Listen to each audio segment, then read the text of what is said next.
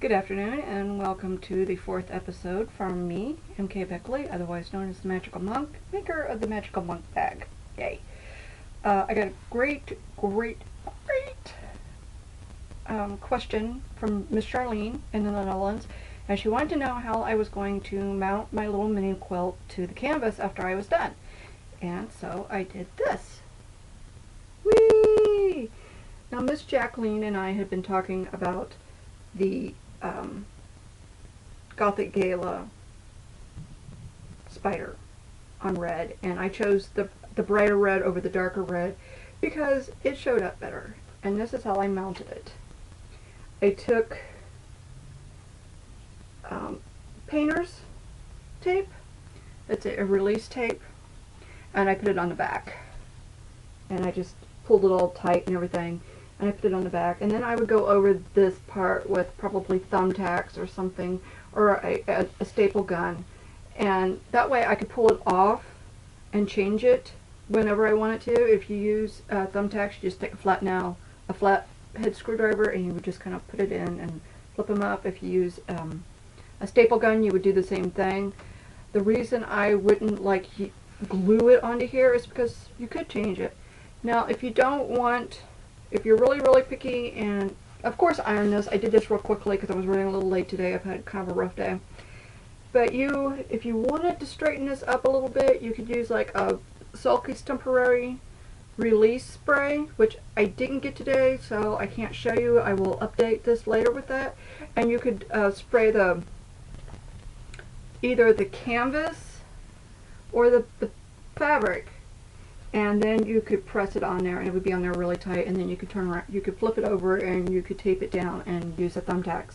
If you just use this, make sure you tape it all up, you tape it really well, and it shouldn't come off for a while. I'm not going to say it's never going to come off, because come on, it's painter's tape, it's made to release. So what you would do is first you would get your canvas. Now I made a mistake, and these canvases are actually 12 by 12, not 10 by 10. And you want to look at the thickness. Like this one's thicker and this one's not so thick. You want to ask your embroiderer, whether it be me or somebody else, or even if you would do it yourself, you could definitely take a piece of fabric and hand stitch onto it and then mount it this way. Take your fabric. See if I could do this here. There we go. Take your fabric. Sorry, fly. Take your canvas. Put it down on it, nice and square. Draw a line around here, marking it out. And I use a Dritz seamstress mechanical pencil, and it has a little eraser on it, and it does wash out. Make sure you use something that washes out. There's all kinds of products out there. If you wasn't worried about it showing, you might want to use a regular pencil. And after you drew your square on there, you would want to draw cross hairs on it, so you would know exactly where the center of your fabric was. If you're going to hand stitch this, I would definitely take it and just fold it into fours.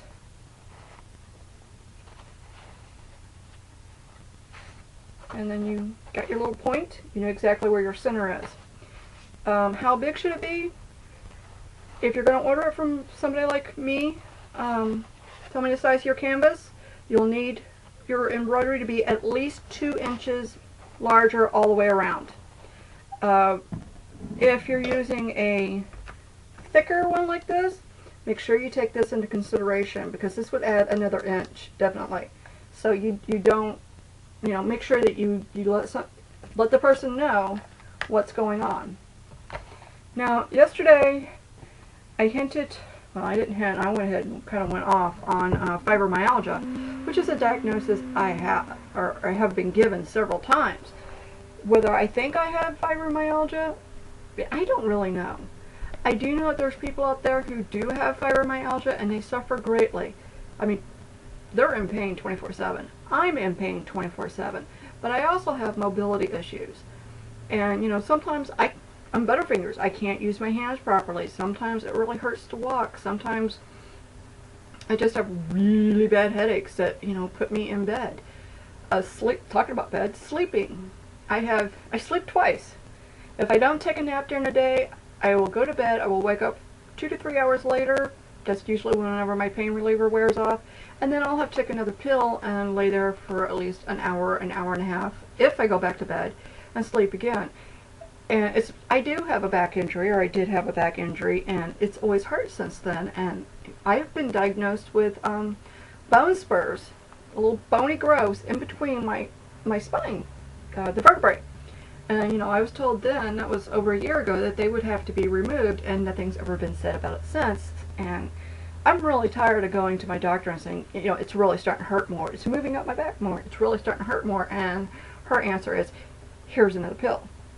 You know, I'm not looking forward to any type of surgery. I'm tired of here's another pill. There comes a point where you got to stop taking pills and find out what the cause is and get to the darn root of the problem and fix it. And, you know, this just, stop messing with that. It just hasn't happened. Now, there are a couple things that I can do at home that really do help me. One is food. There are a couple food that really sets off my pain. There's a couple food that helps. One thing that helps, get out the little pepper here, is capsaicin. And I am not going to eat this, but I don't want to hold it with my hands either. That little pepper right there, the capsaicin inside of it, not immediately afterwards, but a day or so afterwards, yeah, I feel a lot better. And capsaicin is known to help people with inflammation. Another thing, cinnamon almonds. Cinnamon is another herb or spice known to help.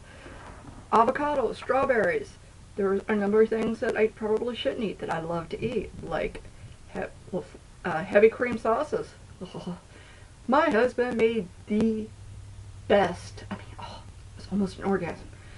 It was an orgasm. The best Alfredo sauce and shrimp last night. I was in heaven. And then he topped it off with a actual pumpkin pie, where he took a pumpkin, sliced it, baked it, mushed it, did his thing to it, put it in a shell, put it in a crust, and baked it. And if you've never had a real pumpkin pie, you haven't had a pumpkin pie. You've had a squash pie or something. So if you have a kid that says they don't like squash, but they like pumpkin pie, you might want to tell them a little something something. So that's really it for today. I didn't even get started till noon. I mean, I was eating breakfast and my husband was eating lunch. It's been a rough day. It was a rough night's sleep. So, you know, back to the fibromyalgia thing. I got a lot of information last night from Lynn. Thank you very much. That was more than any doctor's ever told me. And when it comes to health in the United States, if it doesn't fit into a checkbox on a computer or a piece of paper, we don't hear about it. I mean, everything is done, you know, here's a pill. That's why there's a huge difference between healers and doctors. And, you know, I don't live next to, I can't find any actual healers in this state or in my area that are actually want to heal people. They want to make them better. Even a chiropractor that I saw, which my insurance will cover, but my insurance won't cover physical therapy. How lovely is that? Would cover a chiropractor, and this guy was a quack. He popped me. He adjusted my bones, my spine, and that was it.